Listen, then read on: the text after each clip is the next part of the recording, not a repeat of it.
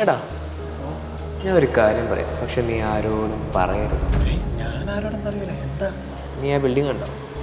ആ ഒരു പഴയ ബിൽഡിംഗ് കുറച്ച് ദിവസമായിട്ട് ഞാൻ ശ്രദ്ധിക്കുക, അവിടെ എന്തോ കാര്യമായിട്ട് നടക്കുന്നുണ്ട്. ശരിയാണ്, എനിക്കും കുറച്ചായിട്ടൊരു സംശയങ്ങളുണ്ട്. അതായത് ഇന്നലെ ഒരു രാത്രി ഒരു 8-8:30 കാണും.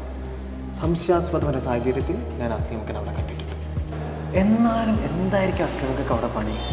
പിന്നെ ഒരു കാര്യം പറയാനുള്ളതെന്ന് വെച്ചാൽ ഇതാരോടും പറയരുത്. ഏയ് ഞാൻ ആ ടൈപ്പൊന്നുമല്ല.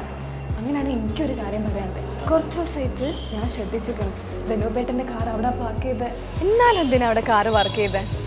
പക്ഷെ നീ ഇത് ആരോട് പറയരുത്. ആരോട് പറയും?